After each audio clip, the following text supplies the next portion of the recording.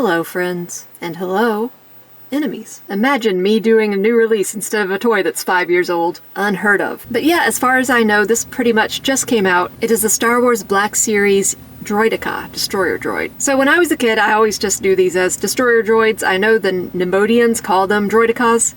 I never really understood what that meant. I guess I just thought it was an alien name for the Destroyer Droid, but that seems to be mainly what they're known as. I still call them Destroyer Droids, even though Droideka does kind of fall off the tongue a little easier. One of my favorite designs in Star Wars. I'm on record as loving the robots in Star Wars. Even though I'm a little ambivalent about Star Wars in general, the droid designs are always so cool. And I love this one. I loved it as a kid, I love it now. And it's a big boy. We've got a window in the front so you can see it in all its weird little crab leg glory. A beautiful illustration on the side. I love robots, but drawing them is very difficult for me. So when people can do it and do it well, I always want to take my hat off to them. I'm not wearing a hat, but if I were, it would be off. On the back, you get that same illustration with some information about the Destroyer Droid. They are very scary looking.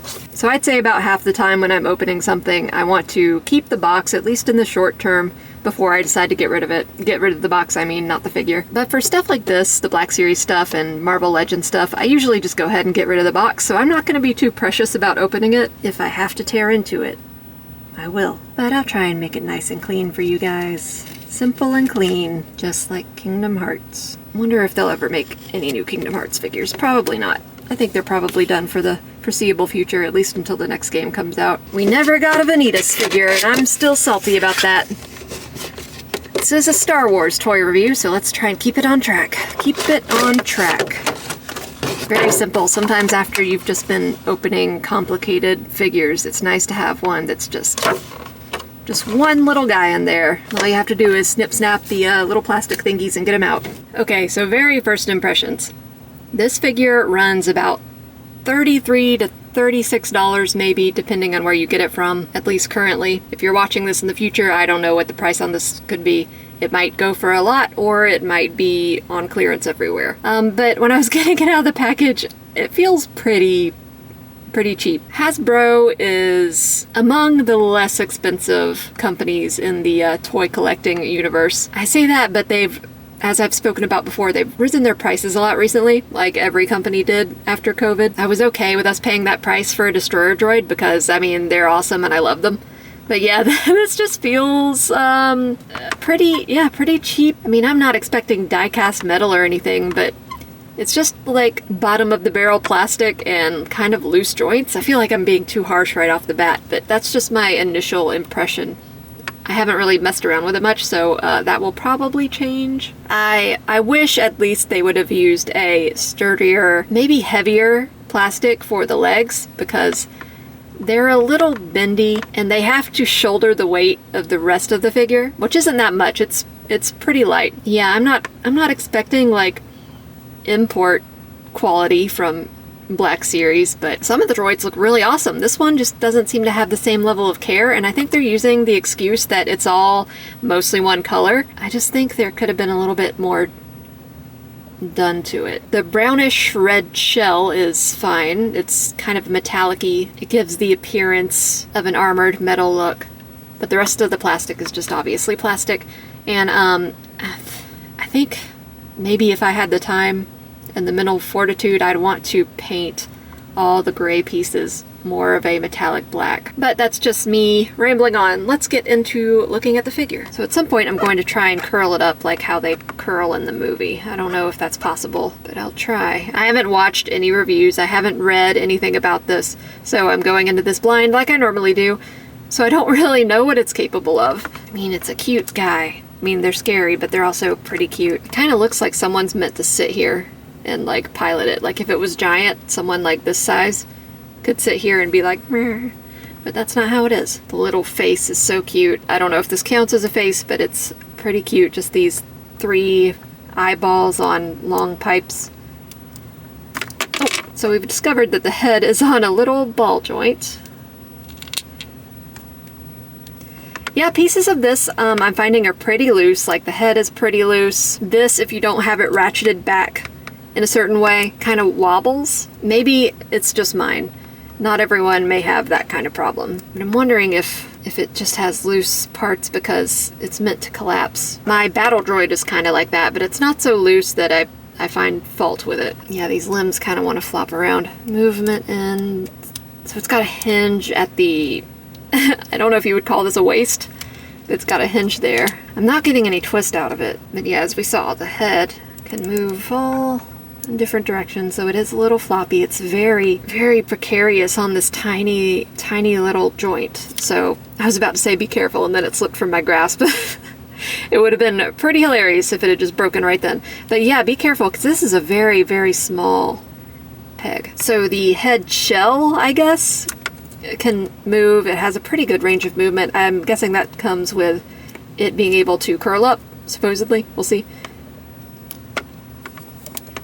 Yeah, the whole body kind of wants to arc forward when you do that. But yeah, see what I mean? It's a little floppy if you don't have the center ratcheted into a certain place. Like, you need to have it all the way back so it isn't floppy.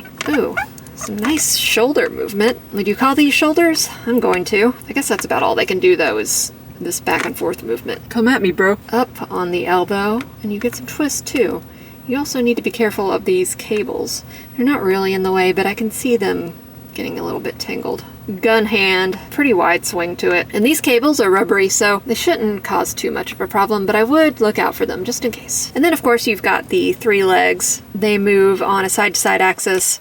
You've got a joint there that goes up and down, and then another joint at the bottom that goes up and down. And you do have to be cognizant of how you're posing those legs, otherwise it's prone to want to fall over, because if you pose one wrong, it's only got 2 other legs to stand on, and it can't handle that. Hello, Editing Madison here. I missed some things on the review. I don't know why I didn't film them. I knew they were there, I just didn't get them on camera for some reason because I have brainworms or something. Anyway, in addition to all the articulation you saw previously, it also has a hinge on this arm, and these little hip doodads can arc out and arc back in. For whatever good that does it. I don't know. I'm not a droid designer, but maybe one day. Maybe one day. So I'm going to see if I can figure out how this folds up. From what I've heard, it kind of folds up. It's probably like the battle droid where it just, you know, it folds up a little bit, but not really all the way. Do these. I really don't know what I'm doing.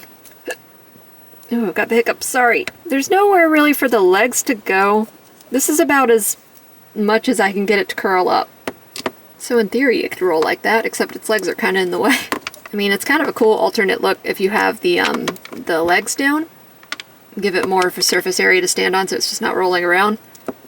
It's kind of cool, like, compact look. So I looked up some of the promotional pictures, and I think this is the extent to how it can roll into a ball, which is not really a ball. It's more of like a strange oval, if I'm being generous. But yeah, the one thing I missed is that this piece slides out so the head can go forward a lot more than I initially thought. That's very cool. But yeah, it cannot curl up into a ball. I'm not an engineer, and I don't build robots, so I don't even know if it's possible for a machine like this to actually curl up into a ball, or if that was just movie magic.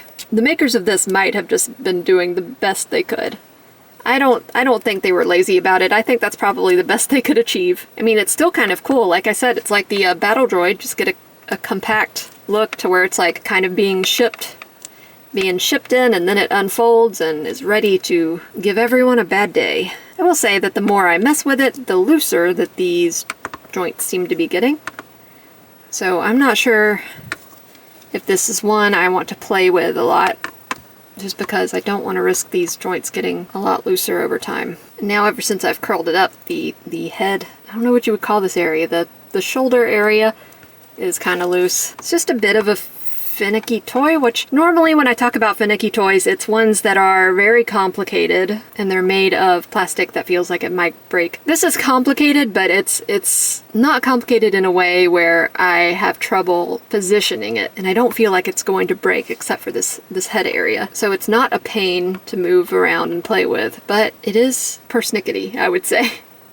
That's the only word that comes to my mind right now. So yeah, I think what we paid for it is a bit much. I don't think it's worth that amount. I would recommend, unless you guys really want this, to wait and see if it goes on sale. Some of the older Black Series figures I think are a little bit hard to find, but I think for the newer ones, they're kind of pumping out a lot of them, so they're not that difficult to find, and I think it'll probably eventually go on clearance. I also can't predict that, so if you really want this, I'd say just go ahead and get it, because yeah, it's a cool figure, but it needs some more love. I think for the price that they're selling it for, they should add a little bit more care to it. But this is Hasbro we're talking about. And I don't want to smack talk Hasbro. They've made a lot of figures that I really love. Most of the Star Wars figures look amazing. And like I said, this one's really cool too. It just needs something more. It needs a little bit more. So here it is next to a battle droid. Ow. Man, first the hiccups and now I just keep sneezing. I don't know what's going on. I don't know. It's been a while since I've seen any Star Wars media, but I feel like the Destroyer droid was supposed to be larger. I feel like the battle droids are supposed to maybe come up to here on it. And this, I don't know, this just seems wrong to me. I could be totally misremembering. Alright, let's compare him to a human, well, humanoid character. We've got Ahsoka here. Ahsoka? Ashoka? You know who she is. I don't know, I guess that seems right. I just kind of figured that the Droidekas would be bigger. Just a little bit bigger. I remember them being really big and scary. Like, not huge, but maybe like, bear-sized polar bear. But the size discrepancy isn't terrible. I think this will still fit in really well with your Star Wars figures. We also have some non-Star Wars figures. Just for fun, I grabbed Chell. So this is a NECA figure, so they run a little larger. She still fits in really well with it. Chell, of course, is adept at fighting homicidal robots, so I think she'll have no trouble with this destroyer droid. We've also got a McFarlane Batman Beyond, also fits in really well. Of course, he's going to be a lot bigger than this Black Series figure, but I think you could easily mix this line. He fights robots, so in the Batman universe, this doesn't need to be a Star Wars robot, it can just be a robot. And finally, we go back to another Star Wars figure. This is Ned, I believe? I don't know. It's another droid. I think it was from the Obi-Wan series, which I watched 2 episodes of and then didn't bother going back to it. Anyway, we got this Ned on clearance and he's got 2 right hands, as you can see. So yeah, I mean, this is, I think, is supposed to be a pretty big robot. He seems like he should still be smaller than the Droideka. I don't know, I think this is just a little too small. Should have been a little bit bigger. But then it probably would have cost like $45. So all in all, it's a little bit of a disappointment. I think with some work, this could be a really cool figure. Maybe even just a fresh coat of paint. I don't know if I'm up to that task because I'd have to paint pretty much the entire thing. But I am happy to have a destroyer droid. I've been waiting for a while for them to make one. I'm kind of surprised it's taken them this long. If you are a Star Wars collector or a collector of robots, this is a great figure for that. If you think you can hold off on it, I would recommend waiting. So as always, likes and subscribes are very much appreciated, comments are more than welcome, and I will see you guys on the next one.